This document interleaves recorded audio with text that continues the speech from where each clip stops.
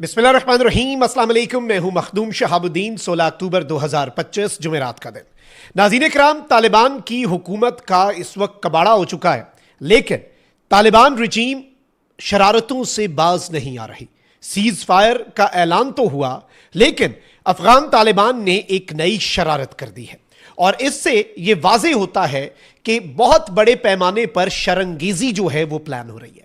पाकिस्तान ने भी बहुत वाज़ेह और क्लियर कट मैसेज इस सीज फायर के हवाले से दे दिया है।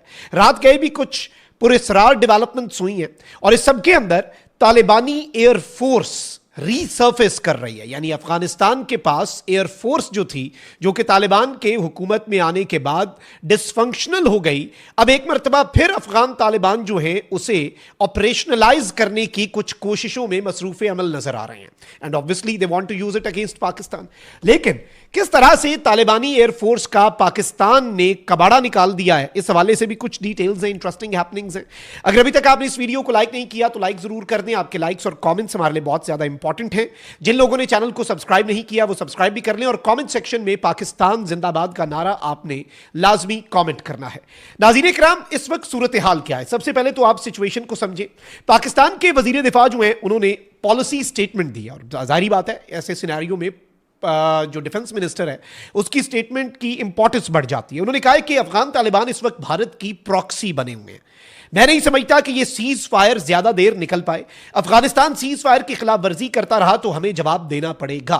यानी मैं आपको पहले यह बता चुका हूं और कल रात ही मैंने आपको बता दिया था कि पाकिस्तान के सिक्योरिटी जराए को भी नहीं लगता कि यह सीज फायर ज्यादा देर टिकेगा।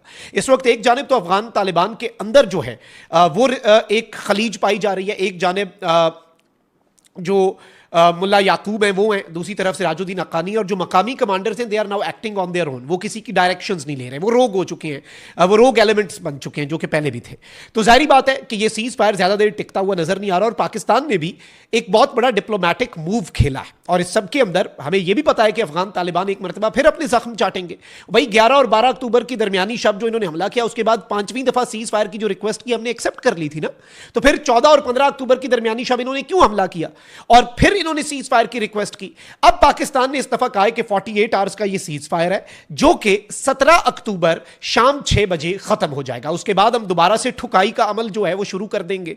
लेकिन उस वक्त तक अफगान तालिबान भी बहुत कुछ प्लान कर रहे होंगे। लेकिन उससे पहले यह चीज समझनी है कि यह पाकिस्तान ने स्टेटमेंट बहुत वाज़ेह अंदाज में दे दिया है कि भाई हमने 48 घंटे का सीज फायर किया, लेकिन अगर हमारे ऊपर जंग मुसल्लत की गई तो जवाब देना हमारा हक है। और यह स्टेटमेंट देना कि अफगान तालिबान इस वक्त भारत की प्रॉक्सी बने हुए हैं, तालिबान के फैसले इस वक्त दिल्ली से स्पॉन्सर हो रहे हैं, इस वक्त काबुल दिल्ली की प्रॉक्सी वॉर लड़ रहा है, भारत के जहाज गिराए जाने की गवाह पूरी दुनिया है और अब भारत उस हजीमत को मिटाने के लिए इन्हें आगे कर रहा है। और इस सब के अंदर नाज़रीन कराम मैं आपको यह बताऊं कि यह पाकिस्तान के डिफेंस मिनिस्टर का मेन स्ट्रीम मीडिया पर आकर यह बयान देना, इसकी इंपॉर्टेंस ज्यादा है।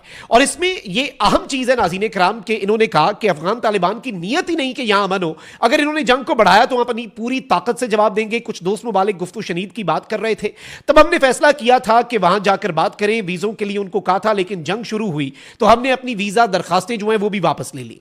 अब एक चीज सबसे इंपॉर्टेंट है नाज़रीन कराम के इस वक्त अफगान तालिबान जो है उन्होंने एक और वारदात डाली।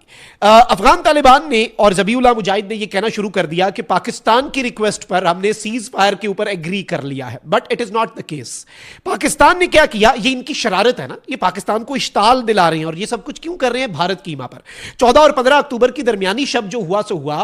15 अक्टूबर यानी कि गुज़श्ता रोज दिन में इन्होंने स्पिन बोल्दक में चमन में जो वारदात डाली वो सिर्फ और सिर्फ इसलिए थी ताकि हम तुन के रख दें इन्हें, और फिर हमने तुन के रखा। लेकिन ये इंडिया जो है, पाकिस्तान हैड रिपोर्ट्स कि भाई इंडिया जो है वो इस सब के अंदर एडवेंचर करने जा रहा है। पाकिस्तान ने इसलिए सेंट्रल पाकिस्तान में अपनी एयर स्पेस जो है वो भी बंद की है। इसमें रीडिप्लॉयमेंट हो रही है, मोबिलाइजेशन हो रही है, कुछ बहुत इंपॉर्टेंट चीजें हो रही हैं। लेकिन इस वक्त अफगान तालिबान जो है वो शरारत से बाज नहीं आ रहे। अभी भी ये अपनी मिलिट्री की डिप्लॉयमेंट करेंगे। We know this. इन्होंने 3 दिन लगा के की ना, फिर कल इन्हें फिर फेंटा पड़ गया। अब हमारे लिए कोई इशू नहीं है। और पाकिस्तान ने भी जो इनके साथ किया है उस हवाले से भी मेरे पास कुछ डिटेल्स है। लेकिन पहले मैं आपको ये बता दूं कि इस वक्त अफगान मीडिया ये कंफर्म कर रहा है, और and I have talked to a lot of Afghan journalist, वो ये बता रहे हैं कि तालिबानी रिजीम ने रिस्ट्रिक्शंस लगा दी हैं सोशल मीडिया के ऊपर कि भाई कोई भी वीडियोस जो हॉस्पिटल्स की हैं काबुल में और कंधार में, इन हॉस्पिटल्स की कोई वीडियोस दिखाने के ऊपर पाबंदी है, क्योंकि जो डिस्ट्रक्शन हुई है वो अनमैच्ड है। और जो पाकिस्तान ने इनके साथ किया है दिन की रोशनी में, वो इनके साथ रात की तारीकी में भी नहीं हुआ। ये आप कहीं लिख के रख लें। और अब ये शरारतें कर रहे हैं, कह रहे हैं कि जी पाकिस्तान ने सीज फायर की दरखास्त की, ये हो गया वो हो गया। भाई हमने डॉक्यूमेंट इनका जारी कर दिया, यानी इनकी मजीद रुसवाई का सामान जो है वो पाकिस्तान ने पैदा कर दिया है। और पाकिस्तान ने इनकी तरफ से जो सीज फायर की दरखास्त के लिए एक लेटर है, वो लेटर पब्लिक कर दिया कि भाईजान सीज फायर की आपने दरखास्त की थी और हम दोबारा से we are ready to unleash hell on you. ये याद रखें। और पाकिस्तान की स्ट्रैटेजी के पीछे भी कुछ ऐसी चीजें भी हैं, मैं आपको बड़े वसूख से ये बता रहा हूं, जो मैं अभी आपके सामने नहीं रख सकता, लेकिन जो कुछ भी है, मुझे भी सीज फायर का सुन के कोई ज्यादा अच्छा नहीं लगा था। मेरी कोई खुशी नहीं हुई मुझे, क्योंकि आई वांटेड कि भाई ये जो दहशतगर्दी हो रही है कम से कम फिनिश द जॉब। बट इसके पीछे एक बहुत बड़ी हिकमत है और पाकिस्तान जो है वो एक बहुत बेहतरीन स्ट्रैटेजी से चल रहा है और पाकिस्तान ने एक बहुत बड़ा मूव भी खेला है। अच्छा, इसके साथ साथ मैं आपको ये बताऊं कि कुछ रिपोर्ट्स तो ये आई कि पाकिस्तान जो है उसने फाइटर जेट्स के जरिए स्ट्राइक्स की, जो इनका इंटेलिजेंस चीफ भी उड़ाया और दीगर चीजें हुई। लेकिन पाकिस्तान जो है नाज़रीन कराम, अब ये बताया जा रहा है कि पाकिस्तान ने जो कॉम्बैट ड्रोन्स हैं वो इस्तेमाल किए और पाकिस्तान के पास इस वक्त साउथ एशिया के अंदर सबसे डाइवर्स और लार्जेस्ट ड्रोन्स की फ्लीट है, जो कि प्रिसीजन गाइडेड म्यूनिशंस जो हैं तकरीबन 2000 पाउंड तक के वो ले जाने की सकत रखते हैं। एक तो नाज़रीन कराम जो 1500 किलोग्राम से ज्यादा पेलोड वाला लॉन्ग एंड्योरेंस और स्टैंड ऑफ क्रूज मिसाइल्स लेकर जाने वाला ड्रोन है अकिंची ड्रोन, वो पाकिस्तान के पास है। फिर इसके अलावा Chinese male unmanned combat aerial vehicle है जो कि BA-7 air to ground missiles लेकर जा सकता है और ये इसका नाम है विंग लूंग 2। फिर इसके साथ तुर्की का इंतहाई खतरनाक बेरफ्तार TB2 ड्रोन जो है जिसमें MAM-L और MAM-C म्यूनिशंस हैं और ये लाइट आर्मर और स्टैटिक पोजीशंस को निशाना बना सकता है।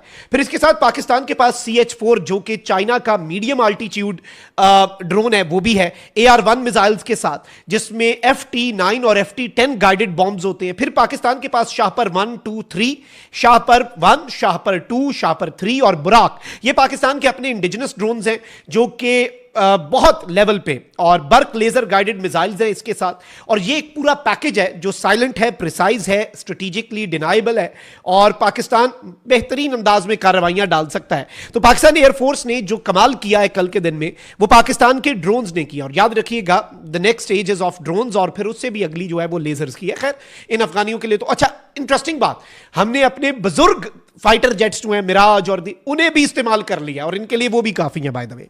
अच्छा, अब हुआ ये नाज़रीन कराम के अफगान तालिबान के बहुत से अकाउंट्स कह रहे हैं कि अब हमारी एयरफोर्स एक्टिव होने लगी है, हमारी एयरफोर्स एक्टिव होने लगी है। तो इस वक्त मैं आपको ये बता दूं नाज़रीन कराम कि अफगान तालिबान जो है या फिर अफगानिस्तान जो है एज ए कंट्री, अफगानिस्तान के पास 2021 से पहले जब तालिबान आए उससे पहले कुछ न कुछ नाम नियाद एयरफोर्स थी, लेकिन अब इनके पास नाज़रीन कराम इफेक्टिव कॉम्बैट डिप्लॉयमेंट कतन नहीं है, ये मैं आपको कंफर्म कर रहा हूं। और तालिबान की एयरफोर्स जो है नाज़रीन कराम, जो इन्होंने गुज़श्ता हुकूमतों से इनहेरिट किया सामान, उनमें से भी ज़्यादातर ये ऐसे इनके पास हेलीकॉप्टर्स थे जो इनके फाइटर्स उड़ाने के चक्कर में अपने क्रैश करा बैठे। और इसमें इनकी जो करंट कैपेबिलिटीज हैं अगर हम उसकी बात करें, क्योंकि देखिए हमें अंदाजा तो फिर भी लगाना चाहिए, इनके पास कुछ Russian made MI-17 transport helicopters हैं और एक स्मॉल नंबर जो है बताया जाता है कि US मेड ब्लैक हॉक और MD-530। इसके साथ साथ नाज़रीन कराम इनके पास कुछ ट्रांसपोर्ट प्लेन्स के वाले से बताया जाता है, लेकिन एक्सपर्ट्स का यह मानना है नाज़रीन कराम कि कॉम्बैट एयर कैपेबिलिटी जो है वो अफगान तालिबान के पास बिल्कुल भी नहीं है। यानी ये लड़ाई करने वाली एयर कैपेबिलिटी यानी फजा के अंदर ना सिर्फ अच्छा कुछ इनके पास उस टाइप के क्वाडकॉप्टर जरूर होंगे जो कि कोई भी हासिल कर सकता है, जो TTP के पास भी है, लेकिन उसके अलावा इनके पास कोई ऐसी चीज नहीं है। फिर इसके साथ ही साथ इनको जो एक और बहुत बड़ा चैलेंज दरपेश है वो क्या है, ऑपरेशनल चैलेंजेस हैं। इन्होंने चुन चुनकर 2021 में ये कंट्रोल संभालने से पहले अफगानिस्तान के पायलट्स को मारा था, ताकि देखें ये एयर कैपेबिलिटीज में मारे जाते थे, तो इन्होंने सबसे पहले वहां पे पायलट्स को मारना शुरू किया था। जब हम रिपोर्ट करते थे उस वक्त भी हम बताते थे। तो इस वक्त इनकी एयरपोर्ट जो है वो मुकम्मल तौर पर उसका ये मैं आपको कंफर्म कर सकता हूं कि भुरकस निकल चुका है, कंप्लीटली डिसफंक्शनल है। और कुछ सरप्राइजेस इन्हें मिले हैं ना, उन सरप्राइजेस के अंदर अगर ये कुछ कोशिश कर भी रहे थे ना, तो वो कोशिशें भी वी हैव जिसे कहते हैं ना nip the evil in the bud, तो उसे शुरू में ही रगड़ दिया गया। और इनकी एयरफोर्स जो है जिसका भुरकस पहले ही निकला हुआ था जो कि ना होने के बराबर है, उसका कुछ हमारी इतलात के मुताबिक मजीद भुरकस भी निकला है। अपना बहुत ख्याल रखें। अल्लाह निगहबान पाक।